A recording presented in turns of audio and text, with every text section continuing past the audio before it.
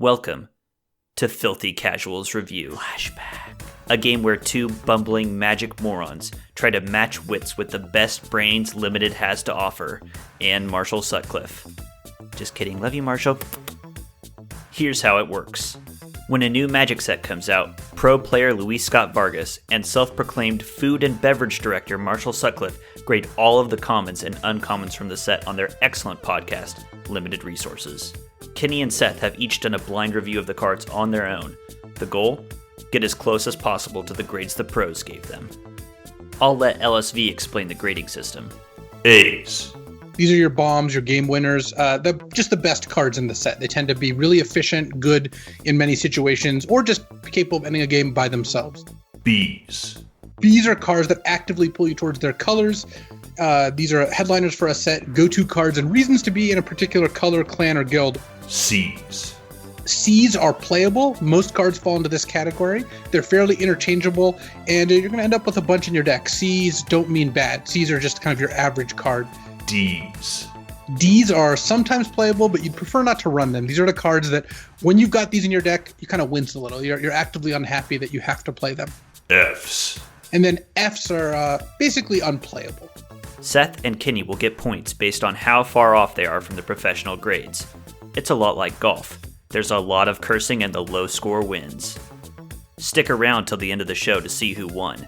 But for now, let's talk about some of the truly awful decisions Kenny and Seth made, and maybe even some of the valuable lessons learned, as Filthy Casuals review Fate Reforged. Flashback.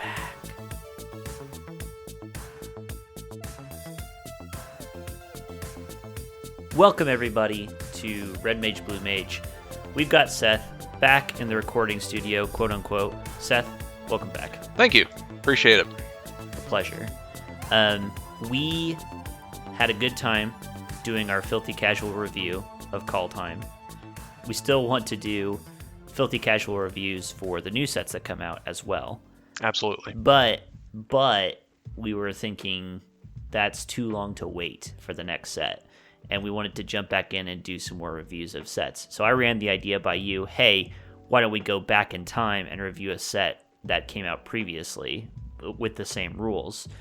And it was your idea, because I was like, we need to go back far enough that neither of us remembers these cards or has any idea of how good they were. And it was your idea, why don't we go back to the very first set that LSV got brought on to Limited Resources and review that, which happens to be today's topic, Fate Reforged. Yeah, I certainly do not remember anything from Fate Reforged, so I think that was a very good way to put it. You and I guess a little bit of background here. As far as Limited goes, the only actual Limited I think that you and I played was Return to Ravnica. Do you remember that? Oh, that's such a distant memory. Yeah, it vaguely... Oh, I vaguely remember that one. It was a while back. This was back in the day. This was back in the day when we would get in the same queue, like on the same table. Yes. On Magic Online. Yes. And we did very badly. So we did that, and then before that, I had done Avacyn Restored. I did the pre-release event, which is actually leading up to that. It was the first time I ever listened to Limited Resources, so that's kind of interesting. But yeah, you and I generally don't have a grasp on what Limited environments were like. We're trying to go back in time because even though we haven't played Limited, I still feel like I have a good grasp on the cards in recent times, especially because I listened to Limited Resources. Sure. So we're going back. We're talking about Fate Reforged. Before we dive in, I wanted to touch on just a few things about this era that are different from how things work now. So let me just run down a list here. First of all, Luis and Marshall don't have a formal built-around category. So when they're introducing their grades, they mention sideboard, but they don't specifically have a build-around category. Even though when they're talking about cards, they do mention that some of them are build-arounds. Okay. Second, I didn't think of this. I wonder if you did. This is back in the day that sets were not just drafted by themselves. You would be in a plane for 3 sets in a row, and you would be adding boosters to the draft. So actually, Fate Reforged, when it was drafted as Khans of Tarkir, Fate Reforged were the 3 packs. No, I forgot all about that. And that's funny because there's a couple that I looked at these cards just by themselves and I thought, well, these are clearly useless by themselves in this set only. So no, I forgot all about that method that they used to actually do these boosters. So that makes a lot more sense in context. I did too. And I think it's great. I think it's a great move that now, like, we just had Zendikar Rising. It comes out, you draft 3 packs of Zendikar Rising. New set, it's Kaldheim. You draft 3 sets of Kaldheim. I think that's a great move. Yeah, I totally agree. But that's how it was done back in the day.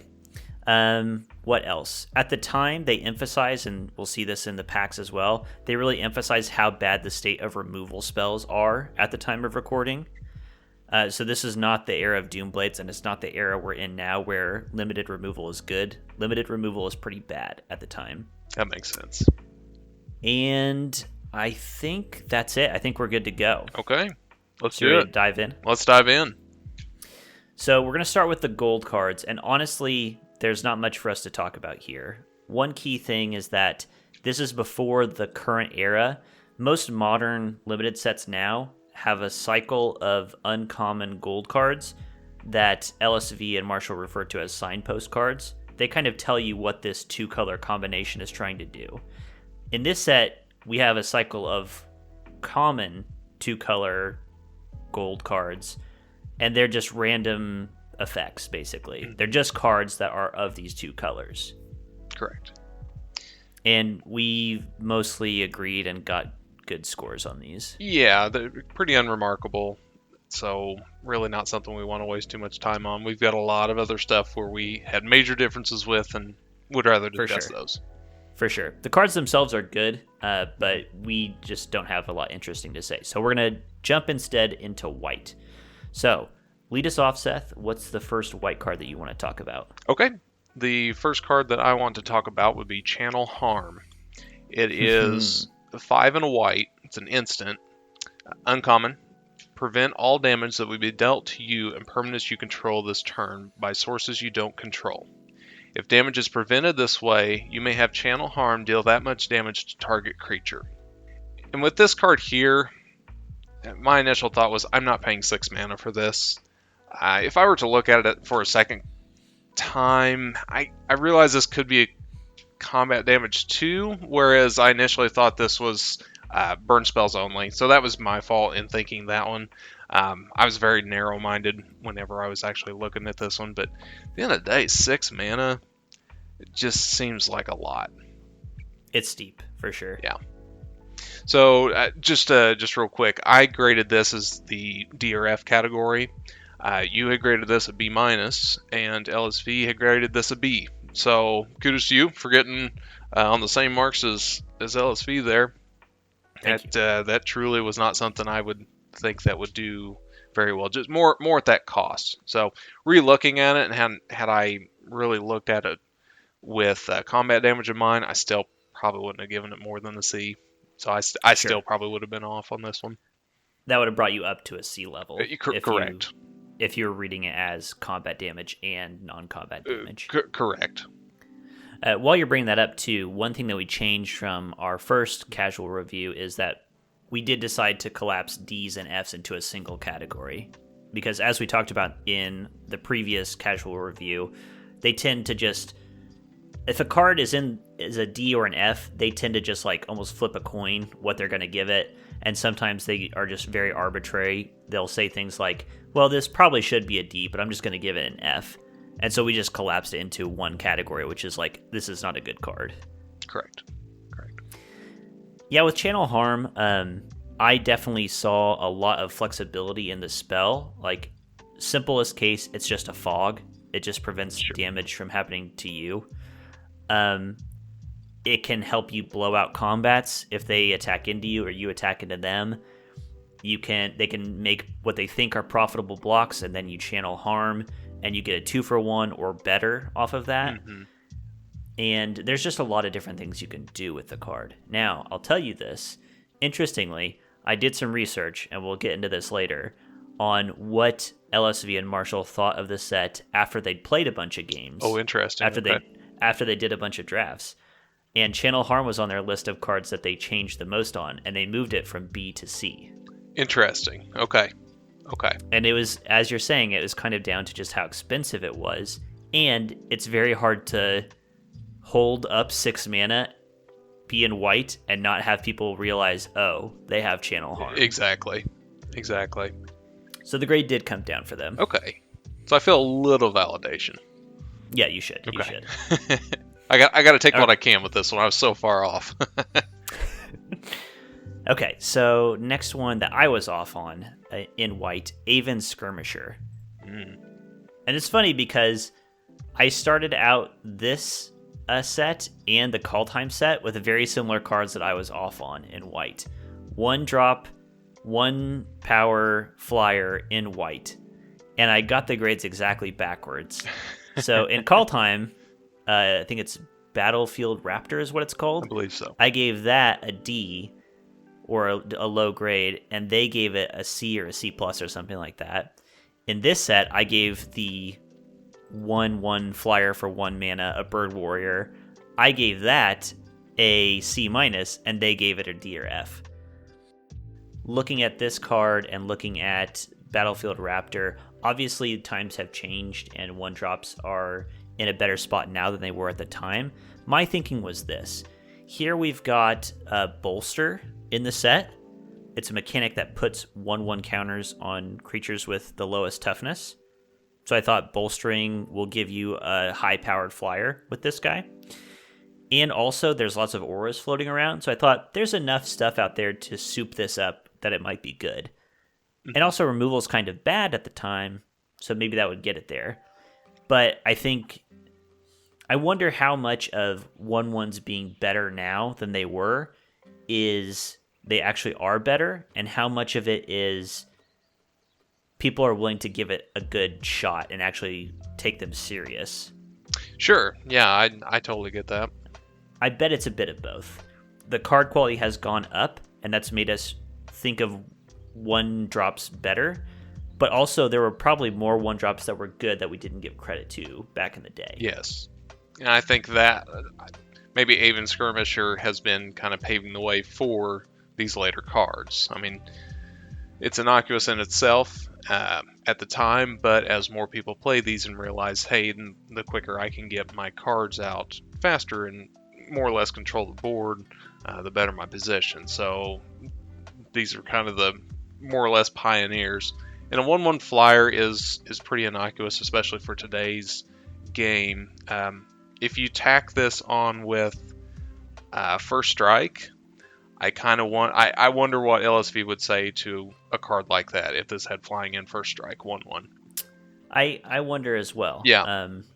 And I left a note there. I wonder what they would make of this card today, even in the same context as this set. Correct. Yeah, it would be interesting to see. The world may never know. That's right. But let's go on to your next white card. My next white card would be Pressure Point.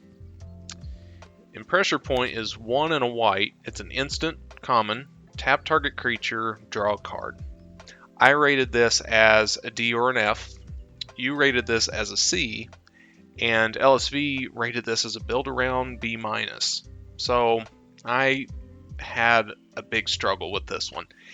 And I will say that this one here in particular is going to be among a theme of cards that I just truly missed out on. And whenever I missed out on these cards, I had a fundamental misunderstanding and dismissal of the prowess ability.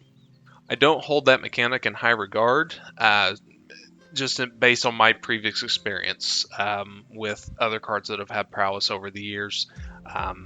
I didn't really care for it all that much, so I really didn't put too much stock into cards that would supplement prowess.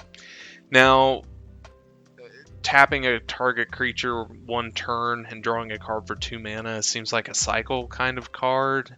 It's kind of a cute combat trick. I really didn't rate this one very high, so I think the main point is that I missed the prowess mechanic, and it's. I think the main thing that I missed here was the prowess mechanic and how it supplements that, but overall I'm still not too terribly high on this one. Yeah, I think you are dead on your grading of this card if it appeared in a modern set. I think D is exactly what they would give this card. Every set, there are cards that cantrip with a very minor effect, and they almost always give them Ds because they're like, there's nothing wrong with this card. You're never sad to have this card in your deck. It's just that it'll almost always wind up on the sideboard because there are better things you could be doing at that point. Correct. And so I think your grade is right, except that Luis and Marshall are grading this card with the knowledge of playing triple cons of Tarkir for several months and knowing that this pack will be drafted with double cons of Tarkir. And so they already know that Jeskai is good. We don't know that. That's true. You know? Yeah, that's a very good point. So I want to give you props. I think you evaluated this card correctly without any extra context of where this is going to be drafted. Sure. Yeah, that's fair. That's fair. Okay, I don't have... Oh, I guess I do. I'll go ahead and mention this card because it falls very much into the same category. Okay. So this is Honor's Reward. Okay. Honor's Reward is 2 and a white for an instant. You gain 4 life, bolster 2. And as a reminder, bolster means that you choose a creature with the least toughness among creatures you control, and you put that many 1/1 counters on it. So bolster 2, you put 2 1/1 counters on it. So I like this in general because it's 3 mana, it's 2/2 in stats, and these stats basically have haste because they're going on a creature that's already on the battlefield. So 3 mana 2/2 haste is okay, plus the extra life, and I thought plus prowess, this looks like a pretty good card to me. Sure. So I graded it as a B. Luis grades it a C minus, you graded it a C appropriately. So I guess my question to you is, what made you look at this and say, I like Honor's Reward more than I like Pressure Point? Sure, I think that's fair. For me, I think the bolster 2 is much more lasting. I would rather have a couple +1/+1 counters on a creature that I can effectively attack with multiple turns. It just has more of that lasting effect versus Pressure Point just has the combat trick for the one time. And the draw card kind of puts that a little bit higher. It does, but that's just really not enough for me to really move that into a higher category. Yep, I'd agree. I think these two cards are just very similar, and I'm a little confused at why they have different ratings, and maybe it's because they are competing for the same spot that they get these different ratings. That's fair, yeah. And I think also maybe Jeskai is just so tempo-based that the tap a creature, draw a card is better than just a couple counters. Sure. That could be the explanation. That very well could be. But that's Honor's Reward. Okay. Would you like to talk about one more card? Yeah, let's talk about one more. And we don't have to dwell on this one too terribly long, but this is one I just truly missed. It's Sage's Revere. And Sage's Revere is an enchantment aura, 3 and a white. It's an uncommon enchant creature. When this enters the battlefield, draw a card for each aura you control that's attached to a creature. And the enchanted creature gets +1/+1 for each aura you control that's attached to the creature. And I had to kind of look at this one, and this is just looking at just this set here. There was enough enchantments that I thought, well, if anything, let's imagine this is going to go onto a creature that already has an This is going on to a creature that already has an enchantment on there. So maybe that's me being a little biased for this one, trying to make this one work. But if this one already has an enchantment on here, it's a 3 and a white, +2/+2, and draw 2 cards. So to me, that seems pretty good, like in white. And I guess that kind of does pseudo go into the Pressure Point in that you draw the cards and it gets replacement effects. But to me, this one here seemed like it was kind of a combination between the two cards that we just talked about, where it gets that sustain in the +1/+1, not necessarily counters, but just the battle effects, and then also drawing some cards. So I thought this ended up being a pretty decent card. So it was a miss for me. I said B minus. You and LSV both said in the D or F category. So this was pretty far off for me. Yeah, I think this is just too much of an all the eggs in one basket kind of card. Yeah. Because to get your big payoff of I slam this on a creature and draw a bunch of cards and give it a bunch of stats, I have to put a bunch of auras on one creature, at which point you are really setting yourself up for a fall. Correct. Yeah, this makes it a very easy target, which makes sense. Yep. Okay. I think I'm ready for blue. All right, sounds good. Let us lead off with a card that I feel like I had the right thoughts on, and I'm proud of myself for getting right, but you were even more right than I was. This is Frostwalker in blue. So this is a very simple creature. 1 in the blue for an elemental, a 4/1. When it becomes the target of a spell or ability, you sacrifice it. So it has the illusion mechanic, basically. I looked at this card, and I said, okay, this is 2 mana for a 4-power creature, which is pretty great. You're going to smash in for a lot of damage using this thing. And yes, any card they have will trade for it, but honestly, you're fine with that. If they put a dinky creature in front of it, at worst, you're probably going even. You know, if they put their 2-mana creature out, it trades with your 2-mana creature. You haven't lost anything. And this thing can actually trade way up. Once it becomes not a good idea to start attacking with it, you can just hold it back, and this will trade for their 4-drop or their 5-drop, which is really nice. And it has this drawback of when it becomes a target, you sacrifice it, but honestly, almost anything that could target it would already kill it, so this isn't much of a drawback, really. I just saw this as like a very solid body with very little downside. Yeah, I'm right there in the same category. I'm in the B's with you, and I felt this was a really good one. If I saw this, I guess it'd be pack 3, I guess technically on this one, and second, third pick if I'm in Jeskai or any of the other blue X decks, I would be picking this up. I would be actively working on this one. Yep, I think it's pretty sweet. I gave it a B. You gave it a B minus. They gave it a C plus. We're all in the same ballpark. I think I just still overvalued it a little bit. It's not that great. Sure. It's just good. It's good and solid. Yeah, the 1 toughness makes it tough to really work with, but at all the points that you said there, I totally agree with. Yeah. Yep. Okay. So just pat on the back for us, basically. That's right. All right, what's your next card? My next card would be Refocus. And Refocus is 1 in a blue. It's an instant. Untap target creature, draw a card. So very, very, very similar to what we talked about earlier, only I gave this a D or an F. And LSV gave this a C+.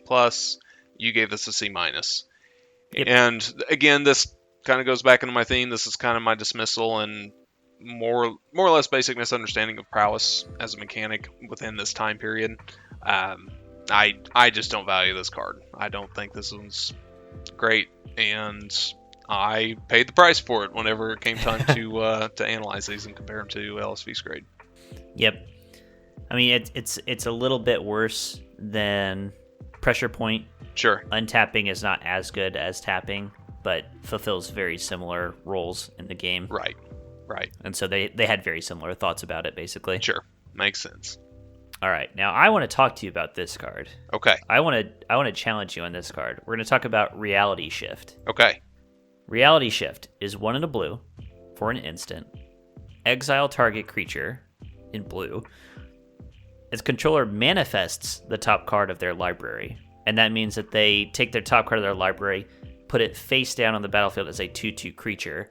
And then at any point in the future, if that face down creature is a creature underneath, you can flip it face up for its actual mana cost.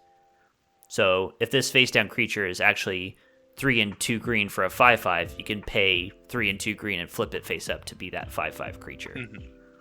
So, grading wise, I gave it a D or an F. Okay. LSV gave it a C minus. Thinks you can play this. It's fine.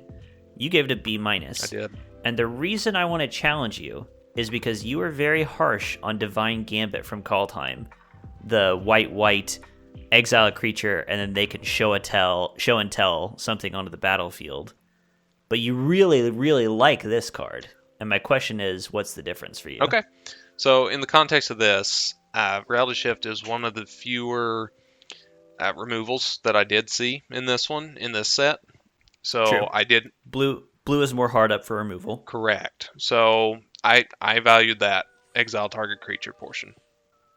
And the difference is controller manifests the top card of his or her library is very different than a show and tell. Now, statistically speaking, you are more likely to get a land or something that is not a creature in this. So I got to look at the statistics on this one. So manifesting and getting a 2/2 really doesn't scare me as much as a potential bomb, rare, or mythic that somebody could put in with the other card. Sure. So, yes, I still stand by my B- with this one and the horrendous grade on the other card. Gotcha. Okay. I understand.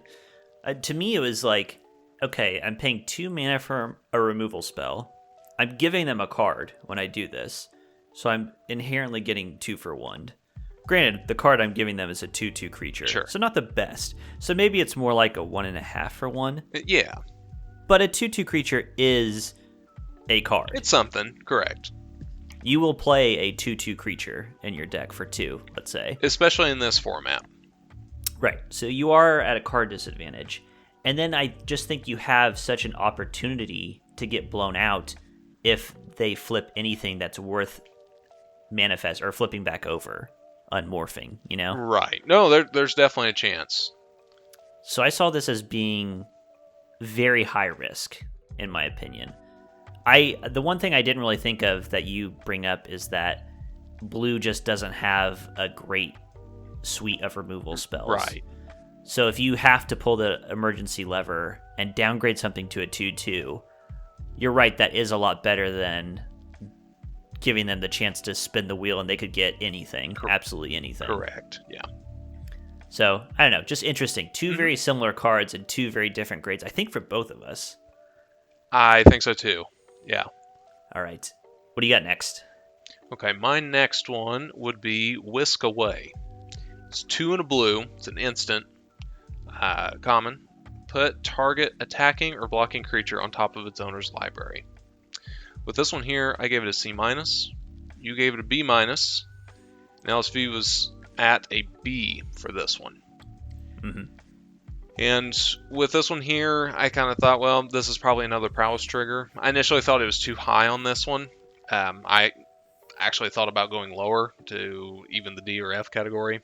But it's a 3-mana combat trick that doesn't really draw you a card. And I know that there's a lot of apprehension with LSV in just combat tricks in general. So I really didn't want to put this one very high. So I think this one was another prowess trigger that I just missed on this one. But yeah, I really wasn't a huge fan of this one either. I'll tell you what put it in the B category for me. Okay. And it's a very subtle, like, wording thing. And we've seen tons of cards like this, right? Mm-hmm. Where it's like you bounce an attacking or blocking creature. The key thing to me that made this in the Bs is you put it on top of its owner's library. Which means not only are you getting a tempo advantage, because their creature is bounced away, on their next turn, they have to redraw this card. They have to skip their next draw step, essentially. Sure. And that is huge to me. In any kind of tempo situation, you're making them almost skip a turn. And that to me is huge. It's gigantic. Like, it can't be understated. And the fact that you can also get prowess triggers on top of that means that in any racing situation, this is just incredible. Mm-hmm. Yeah, that's fair. Yeah, that's really fair. What was my note here? Oh, I was just like bragging on myself. I was very proud of myself for sniping this one. So I think I was in the same camp as you, where I thought this could be actually really bad, but I was like, no, I see the potential here. Sure. And they did too. It's like, oh, thank God. Yeah. Okay, what's your next one? I'm actually going to move on to black, to a card that we are both interested in discussing. Okay. This is actually the first card alphabetically in black, Alicia's Vanguard. Mm-hmm. This is 3 and a black for a 3/3 creature, an orc warrior, and it has dash. The dash cost is 2 and a black, and what dash means is you can cast it for its dash cost, it has haste, and then at end of turn you bounce it back. So when you dash something out, you pay its cost, you play it as haste, and then it bounces back to your hand. Okay. You gave this a C+. Mm-hmm. I gave it a C. They gave it a D or an F. I feel like I was just off on this one. I don't have a lot to say. This is a hill giant, which is code word for 4 mana 3/3, which is obviously not that good. Sure. And it does have upside in that you can dash it in, but it's kind of like, so what? Right. Yeah. I'm not going to do that early in the game, obviously. No. And later in the game, am I excited about dashing in a 3/3 creature with no abilities? Not really. So, I don't know. I feel like I was just off on this grade in general. Yeah, I'd agree with that. It was one of those where it seemed like the power toughness could sway just because this does seem like a faster set with lower power and toughness, so this could, have some survivability with it, but it's really not an exciting card either, and I was a little high as well. I was off as well on this one. I need to be careful in the future. I've noticed a pattern developing between Kaldheim and this one. 3 power toughness creatures for 4 mana. I over-evaluate. Oh, gotcha. I for whatever reason so far, I see a hill giant with upside, and I'm like, hell yeah. That's awesome. Sure, yeah. And it better have some damn good upside. That's fair. I guess is what I need to have at the back of my head. That's fair. All right, let's go on to your next card. Okay, my next card would be Dark Deal. It's 2 and a black, sorcery, uncommon. Each player discards all the cards in his or her hand, then draws that many cards -1. I see, okay. So yeah, real quick, I gave this a D or an F. So did LSV. You gave it a C+. I did. I'm understanding where you're coming from, because I saw the grade you gave this card, and I saw you wanted to talk about it, and I was like, what does Seth see in this card? And say this was me valuing Delve higher, whereas I kind of don't think they are. So I don't remember these sets all that well. So I remember Delve, and I don't hate this card, not to the point of the D or F. Looking back, I am a little high on this one. I probably would have given more of a C-, actually. I don't hate this card, especially if you have played out your hand real quick and maybe you have 1 land left, or maybe this is your last card in there. This at least gets you closer to them, or actually that actually might hurt you. If you just have a handful of lands, or if you're stuck and you have this card here, this would be great, and it would fill up your graveyard. If you have some delve, that might help. But no, I don't think I'd give it the D or F, but I don't think I'd give it that C+ either. I still think it's in the C range, but yeah, this is just one where we differ. I think this one is like, one of my problems with it is that there is an inherent level of card disadvantage with it. Sure. Because each player discards the cards from their hand and then draws that many -1. But you spent a card to cast this and 3 mana. Yeah. And then your opponent is going to get first crack at whatever cards they might have drawn. Sure. Yeah. So this has like built-in disadvantages. disadvantages. Yeah, that makes sense. I feel. That makes sense. I was not thinking of the delve thing, and that would probably move the needle somewhat. I mean, obviously that makes it better that delve exists in the set. Sure.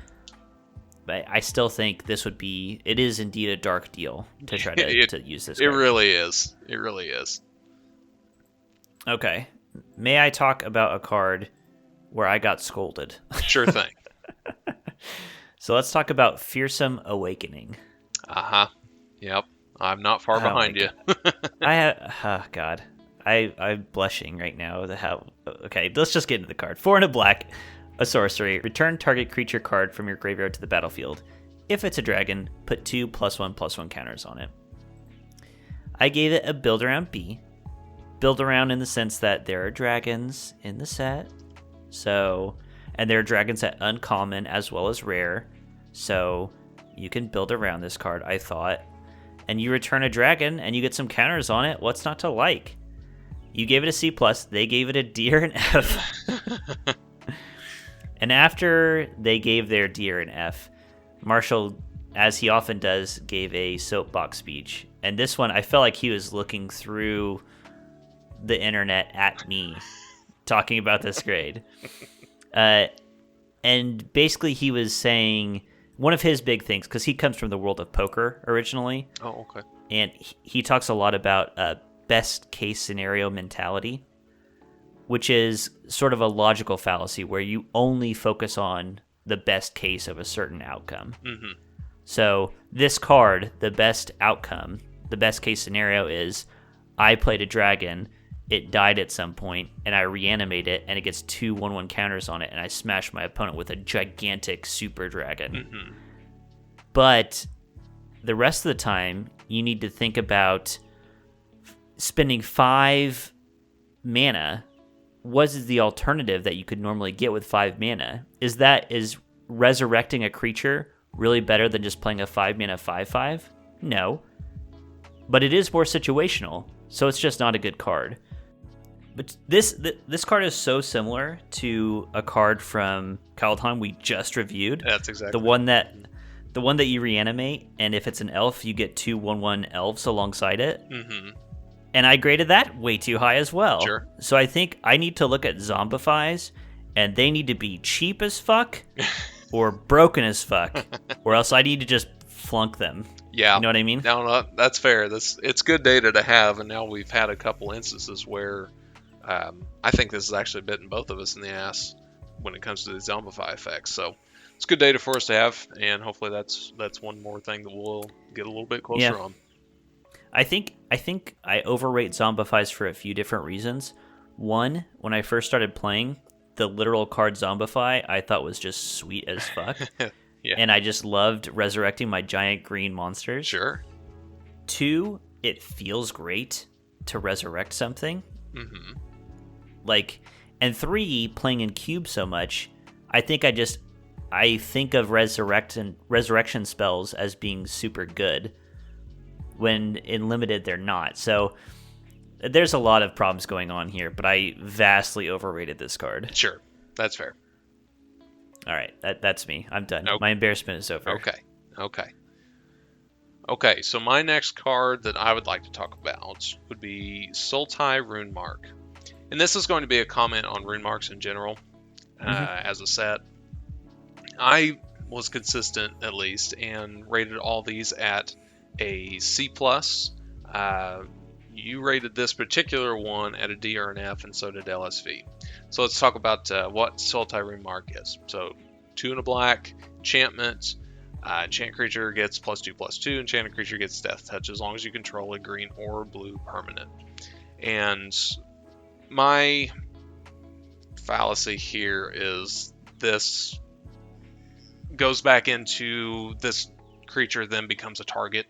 And there's a lot of disadvantages with that one. So this was on me grading these improperly, and it kind of goes back to the Revere card that I had ranked as high as I did too. So my thought was having some enchantments on your creatures.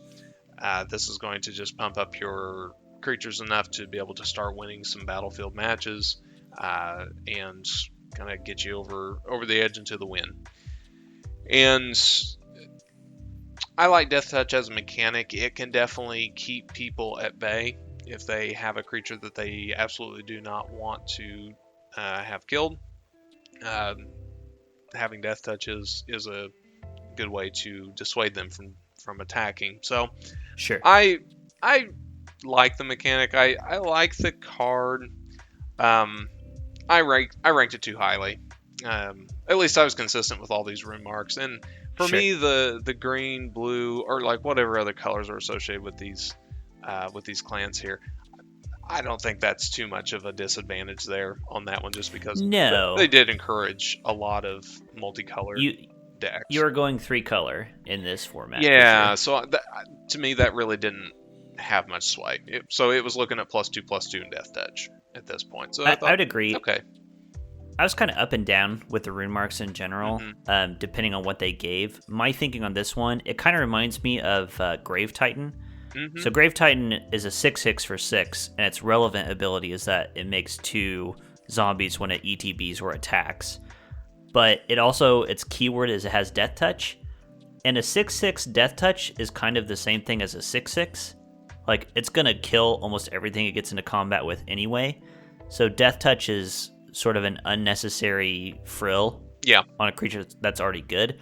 And so to me, that's how I read this card is you slap +2/+2 on most creatures, they'll already be killing most of the stuff they're getting into a fight with. So the Death Touch isn't giving you that much of an edge. That's fair. Yeah, I like that explanation. Okay, let us jump into red. Okay. Oh boy, this is the turning point. This is where this set review is going to slowly turn into me ranting It takes about the set as a whole. So I'm going to talk about 5 cards at once. Okay. I noticed you want to talk about some of them too. Couple of so I'm them, just going to rattle. I'm just going to rattle through these 5 cards, and then we can just talk about them collectively. Does that sound good? Sounds great. Okay. So first card, Bloodfire Enforcers, 3 in a red for a 5/2 human monk. It has first strike and trample as long as an instant card and a sorcery card are in your graveyard. Next card, Break Through the Line, 1 in a red, an enchantment. Pay a red, target creature with power 2 or less gains haste until end of turn and can't be blocked this turn. Collateral Damage, 1 red, an instant. As an additional cost to cast it, sacrifice a creature. It does 3 damage to any target. Next card, Defiant Ogre, 5 in a red, an ogre warrior, a 3/5. When it ETBs, choose 1. Give it a 1/1 counter or destroy target artifact. And the last card in this straight string of cards, Dragon Rage, 2 in a red, an instant. Add red to your mana pool for each attacking creature you control. Until end of turn, attacking creatures you control gain red, fire breathing. Red, the creature gets +1/+0 until end of turn. Sure. So this whole string of cards right here, I'm just going to read the grades that LSV gave. Okay. C- to Bloodfire Enforcers. The remaining 4 D's or F's. Okay. And I gave in order B+, C+, B-, C, C-. So I took a bath on this set of cards. I took a power shower with this one at least. I was maybe a little closer. I got one of them. So I'm in order for mine: B-, B-, B-, D or F. So I got the Defiant Ogre, and then C for Dragon Rage. Yeah, this is so where do we rough.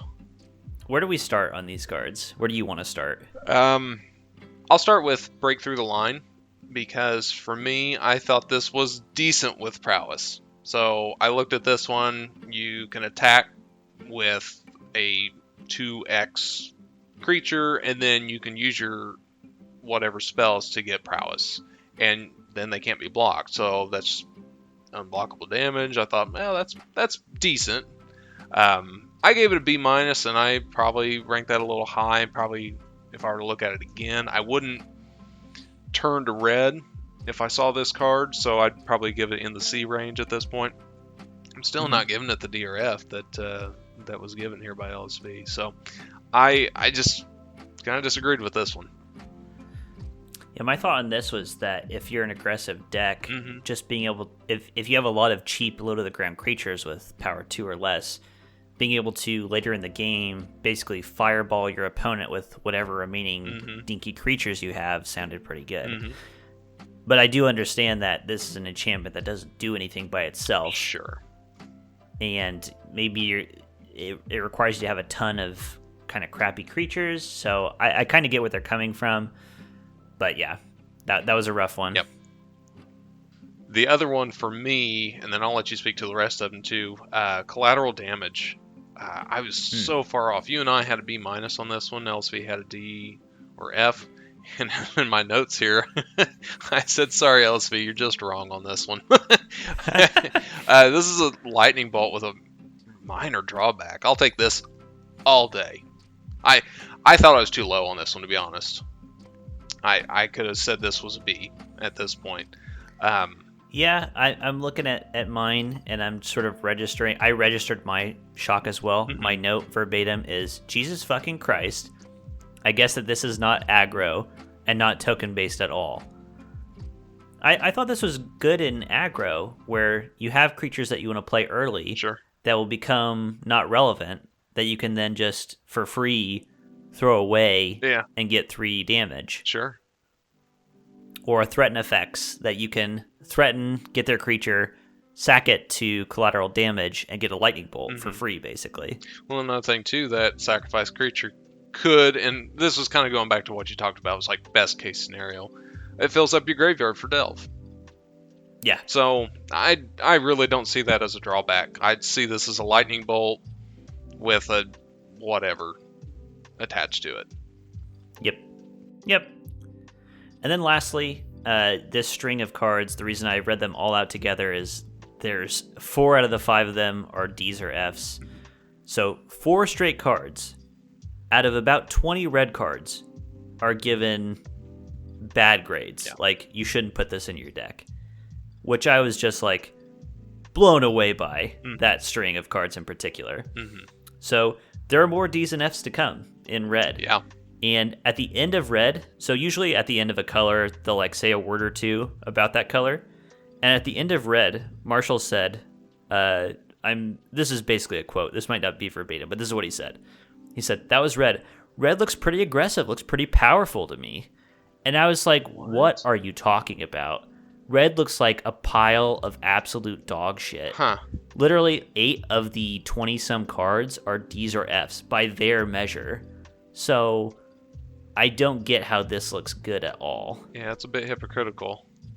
We'll come back to this Okay. when we get to the end of the set review, or maybe as we talk about the colors. But I have more thoughts about all of this. Okay. So I talked plenty there. What's your next card? My next card would be, this is also in red here. This one I was extremely low on, where everybody else was not. So this card is Smoldering Ifrit. Smoldering Ifrit is 1 in a red. It's a creature, 2/2, common. When this dies, it deals 2 damage to you. So it's a bear that deals damage to you when it dies, and I don't get this one. I wouldn't play this at all. Because So you gave it a D or an F? I did. I gave it a D or an F. You and LSV gave this one a C-. Yep. So kind of close. I mean, you're just one partial letter grade from getting into the D or F category. So it's not off by much. It's not far off. Yeah. But, I do not see how this is anything but a D or F. So I have 2 comments here. Okay. So 1, why did I give it a C-? It has the drawback, but it's really not going to make or break the card, like 2 damage to you. So at the end of the day, I evaluated it as 1 in a red, 2/2 creature, which is a C-. You can play a grizzly bear, it's fine. Sure. Comment 2, though, who was this card made for? Who was asking for a 2/2 vanilla creature for 2 mana that has a drawback? Like, is this 1997 that we need to have shitty vanilla creatures that require some blood sacrifice to play them? I don't get this card at all. I don't either. I really don't. This is just so weird. And that's something that is going to keep recurring in the set of these cards that are like almost deliberately bad for no reason. So I gave it a C-. You can play this in your deck, but with how many people play Magic, you know, some limited games with Fate Reforged were decided by this stupid drawback. Someone lost by 1 or 2 life because their grizzly bear did 2 damage to them when it died. Mm-hmm. And that sucks, I think. Yeah. That's not cool. That's not good design. No, it truly is not. Not in this day and age. So I'm over it. Yeah, I get that. Even though I got the grade right on this one, I despise this card. Sure. Okay, I'm done with red. I'm over red. Okay, I am too. All right, let us move on to green, which I guess is my choice right now. Yes. All right, let's discuss cached defenses, Okay. which we both shit the bed on. Okay, so what does the card do? It is 2 and a green, a sorcery. Very simple text, bolster 3. So you pay 3 mana, you put 3 1/1 counters on your lowest toughness creature. I gave it a C+, you gave it a C, they gave it a D or an F.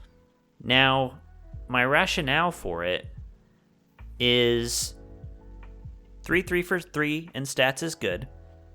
Even better because it effectively has haste. Mm-hmm. But it has the drawback of it's on another creature.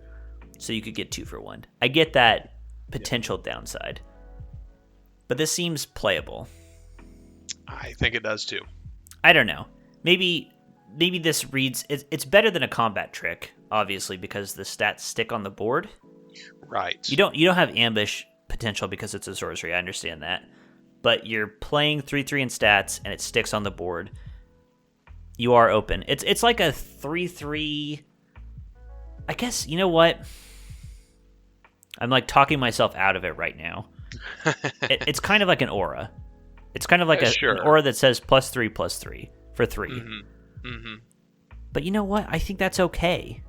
3/3 in stats that you can play on a creature and turn into a threat and haste and attack this turn can end games. It's not unplayable. Yeah. I mean, you turn a 2/2 into a 5/5, and those are respectable. Right. Stats. Right. You put it on your Smoldering Efreet, and now you have a 5/5 that will do 2 damage to you when it dies. Yeah, exactly. We got to make that card good somehow. So it seems okay. This is also a theme that I've seen between just Fate Reforged and Kaldheim. They hate green auras. I know this isn't an aura, but it plays like one. They hate green auras. So they gave this a D or an F. And then my only remaining comment on this card is we're in green. And the previous... So this string, again, a string of 5 cards in a row. Ambush Krotik, Irration Warbeast, Archers of Karsi, Battlefront Krushok, and Cash Defenses. 4 of those 5 cards got a D or an F. Mm-hmm. And the remaining card, they gave a sideboard grade to, but they didn't specify what they would give it. Sure. So we put NA for that grade. But it's not a good card either. It's a 5/2 reach defender. It's a bad card. So it's just 5 cards in a row that are like Ds or Fs effectively. This set is just... I wrote poo-poo garbage. That's my comment. I don't know what to say. Well, again, I'm reserving my thoughts, my overall thoughts for the whole set when we get towards the end here. Yeah, I will as well. But that was truly something that I struggled with my approach. I'll just mention that. Like, I really struggled with how I approach this. I think you and I are just so used to sets nowadays being the cards are relatively good. Like, yeah, we just were. I wasn't prepared to give this many Ds or Fs. I don't think. I wasn't either. It was really hard for me to gauge if this is truly just inflation or if this was just a bad set.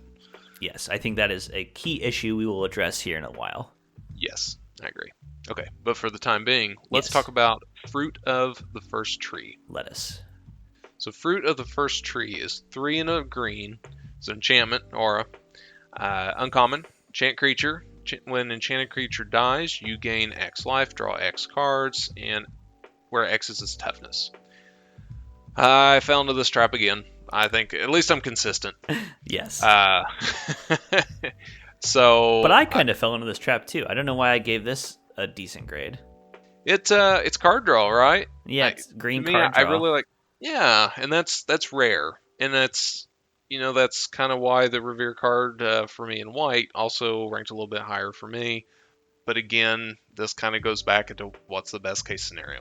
Right. But to me, green does have larger creatures in general. So if you just drafted strictly green, this is going to be pretty decent. Yeah. So, but I do understand the combat trick and you can get 2 for 1 and all that. But at some point, some of these are going to be pretty good. I would think at least. So. Yeah, they can be. This card to me, one tool I would like to develop for myself for evaluating cards is when I'm a card is interesting, because I remember looking at this card and questioning my judgment on it. I was thinking, or I should have been thinking, 3 and a green. If I replace that with a normal common for 3 and a green, what would I expect? Sure. And it would be like a 3/3 with a minor ability, or a 4/4. And I would probably honestly rather have that than this card. Yeah, that's fair. That's fair. Which tells me that this card isn't very good. But I misevaluated it, same as you did. Sure. I was seduced by drawing cards and gaining life. Yeah. 2 things I love doing. 2 sexy abilities right there. All right, that is the end of green. Let us wrap up here by talking about colorless, talking about artifacts and lands. I'll go ahead and spoil. There's nothing to talk about with the lands because they didn't even bother giving grades to the lands. They're all just into the battlefields tapped for 1 of 2 mana lands. They didn't grade them, so it doesn't matter. But there are artifacts to talk about. Now, you had the right strategy here, Seth. You just gave them all D's and F's. Well, it's because they're all shitty. Yeah, there's 5 artifacts. LSV gave 3 of them D's and F's. I gave them all some variation of C. And so once again, I took a bit of a bath here. So let's start with Goblin Boom Keg. Okay. 4 mana for an artifact. At the beginning of your upkeep, sacrifice Goblin Boom Keg. When you do, it deals 3 damage to target creature or player. So 4 mana, on a delay, deal 3 to a creature or player. To me, in a world of bad removal, 4 mana, deal 3 in any color, even on a very slight time delay, is alright. You'd play it. They don't think so. You don't think so. I don't. I wouldn't play something that expensive, especially It's whenever just we too have clunky. it. To me, it is. Yeah. That's just not something I'd really be interested in, especially with how quick this set is. Yep. This just. And the hits keep... Oh, go ahead. I was just gonna say too little, too late with that delay. Yep. The hits keep coming. Next card, Hero's Blade. 2 mana for an artifact equipment. The equipped creature gets +3/+2.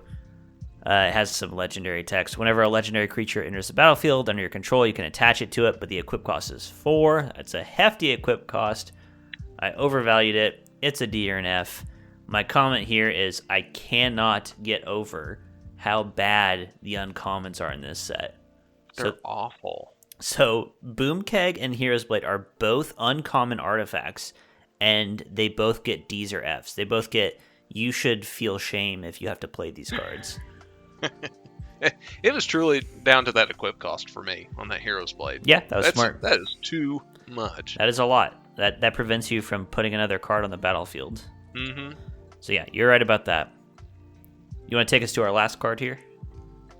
So the last one here that I want to talk about is Ugin's Construct. It's 4. For an artifact creature, it's a construct. It's 4/5. When this enters the battlefield, sacrifice a permanent that's 1 or more colors.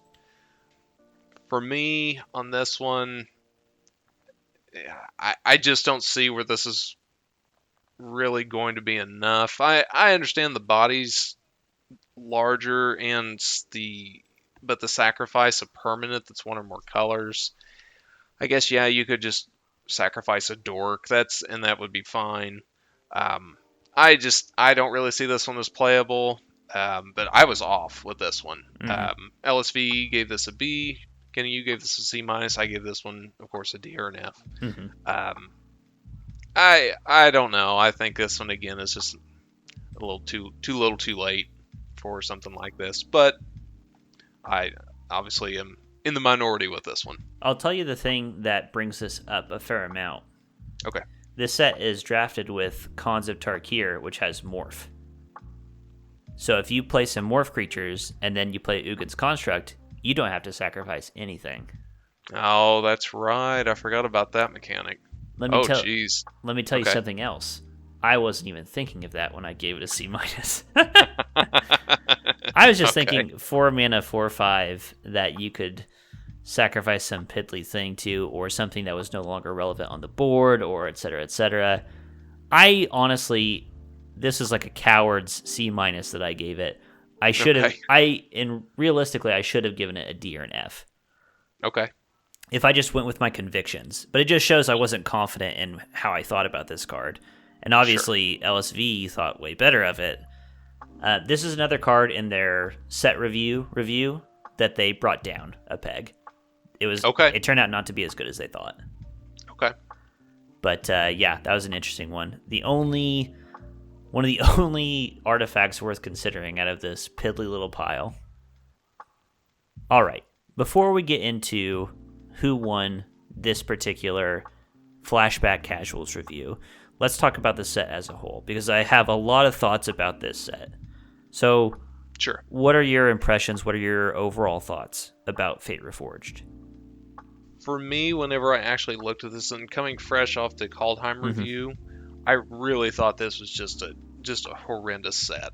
And that really made me struggle to understand how do I approach grading this set and trying to get into the mind of LSV and how he would have graded this set. So it's either, cards have progressively gotten better over the past essentially 7 years, we'll say 6-7 years. 6 years, yeah. And I understand there's card creep. I mean, sure. Euro back then would have just broken everything. It breaks everything now. I couldn't imagine what it'd be, years ago. Yeah, the card that was breaking formats back then was Siege Rhino, which is hilarious to think about.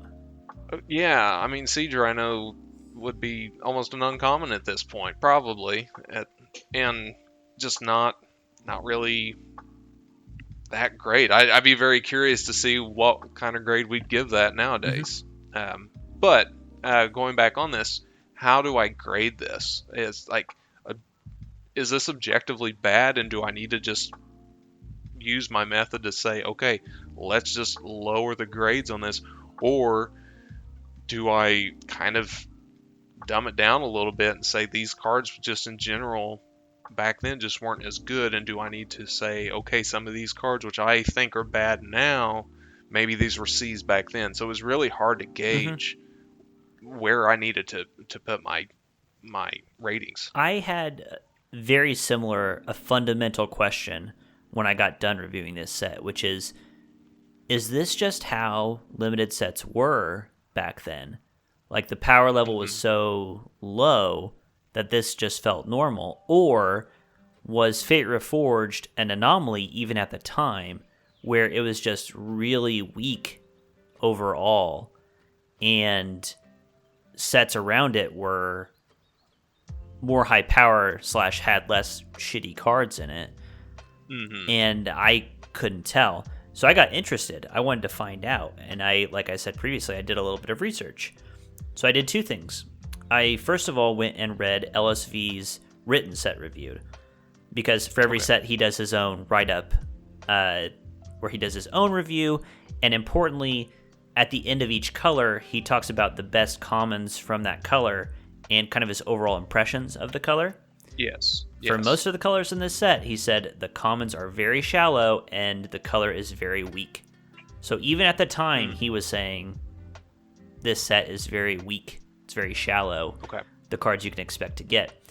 And then I listened to, as I said previously, the set review where they had played a bunch of games with Fate Reforged, and it was Marshall and Louise talking about their impressions, and it was hilarious, Seth. They did a crack-a-pack at the beginning, where they opened an actual pack of cards and looked through it and say what they would pick. If there's this pick one, pack one. And there was so few cards to pick out of it. Oh, there was almost nothing. They took one card. It was kind of a mediocre card, and there was nothing else to take in the entire pack. And that led into their discussion of how, at the time in the set, the commons and uncommon pool was so shallow. And I also listened to their review of the rares and mythic rares. In this set, the rares and mythic rares were absolute bombs. Just bangers across the board.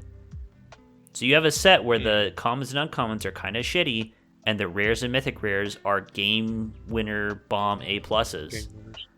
And so the set kind of just became who opened a good rare and who got to draw it from their deck. Interesting. Now, there's some more discourse. It's more nuanced than I'm making it, because actually LSV and Marshall really liked Khan's Fate Reforged. But even they were questioning, do we like it because we love triple Khans so much, and this is just like a shakeup to triple Khans, but we still get to mostly play with Khans? I think if you drafted triple Fate Reforged, it would be the most miserable experience in the world. But of course, it wasn't designed that way. Right, and I think those design changes have now made Limited as a whole better. Like with Kaldheim, whenever we had that review, I think it felt like a complete package, and it felt like something that you could draft 3 packs of. You know, this does not feel like it could be drafted on its own, and it was not meant to be. So that's good context to have. Yeah, for sure. This really impressed on me how much I love the new way that Limited works. As a new player or someone who is, I've played lots of Magic, but I'm starting to get into Kaldheim and I'm starting to draft Kaldheim. I like that I can just jump in, look at this set of cards, and that's all I need to start drafting, rather than here's 500 cards you need to look at to draft this set. Yeah, exactly. So overall, this set was very challenging to review, I can safely say. Yes. I was very mad for a lot of the review. When I was looking at the grades that they gave, not at LSV or Marshall, I was mad at Wizards for making so many cards that were just undraftable. Yeah, that's very fair. So many cards that might as well have been blank. It was an odd experience. Mm-hmm. So I am very curious next time we do one of these what the next Flashback review will have in store for us. I definitely need to take the context of how Limited was played back then. Same. Well, we'll have the advantage next time. Exactly. Because for Dragons of Tarkir, it's drafted with Fate Reforged, so we'll have a little bit more info. Okay, very good. But to wrap things up here, it is time to reveal who won today's game, who won today's Flashback Casuals review. All right, let's see it. All right. Final score, Seth, 213, Kenny, 191. There you go. All right. That was significantly closer than our Kaldheim review. Yes, it was. It's funny because you input your grades and we hide the final scores from each other. But you put your grades in and you said, I'm going to go ahead and concede. But you were a lot closer than you thought. I was closer than I thought. Yeah, there was the white. White for me was a big struggle as far as the cards. I think red for you was, and for me to a point too. Yeah, red was tough. Every color after white. White was like, no, I guess after blue. Yeah, that's fair. After blue, I just took an absolute nosedive of just like, it's wild, Seth. Looking at these, like just looking down the column of LSV's grades, look how many D's or F's. I know, I'm looking at that too right now, actually. Can you imagine a modern set? I actually looked. I did the math in black, red, and green. Mm-hmm. Artifacts too. Just include those as well, because you might as well. Sure. 38% of the cards in those colors and in artifacts got a D or an F. It's terrible. Can you imagine absolutely that? Terrible. And it just begs the question for me, who are these cards made for? Like, these are not cards that are going into any constructed deck. These are not cards that some Timmy will be like, ooh, I want to play with that crazy wild card. They're just junk. Absolute junk. Yeah, I almost wonder what Wizards' thought process was and like where they were as a company when they made these cards. Maybe there was something in the background where they were maybe under transition and they just had to get something out there. I don't know. I really don't know on something like that. I'd be very interested to see kind of the timeline of what happened. That could be. This is a rough set to really play with. Fate Reforged exists in a very weird space because the Tarkir set had a very weird series of booster drafts, because basically it went, Khans of Tarkir comes out, you draft triple Khans of Tarkir, which by all accounts is one of the most popular limited environments of all time. Then it's Fate Reforged, and you draft Khans, Fate Reforged. Sure. Then Dragons comes out, Khans of Tarkir is gone, and you draft Dragons, Fate Reforged. Interesting. So this set is meant to be like a weird bridge between these two radically different sets. So I wonder if like the low power level is just them hedging their bets of being like, we don't want to shake things up. We don't want to rock the boat too much in either of these sets because they're going to be so different. And Yeah. I wonder if that's the case. It just had such a unique design structure that's how it ended up. But I got to tell you, just looking at the cards, what a stinking pile. It's a pile, that's for sure. But it was fun to talk about. It was. Yeah, it's good to revisit and never go back. Well, thank you, Seth, so much for being on the show today. Yeah, my pleasure. Thanks for having me on here. Of Appreciate it. course. This is Red Mage Blue Mage. We're on Twitter at RedBlueMTG. I'm on Twitter at Wolfmere. Seth? You can find me at CarterSA87 on just about any platform. Thanks for joining us. We'll talk to you later. Bye-bye. Bye-bye.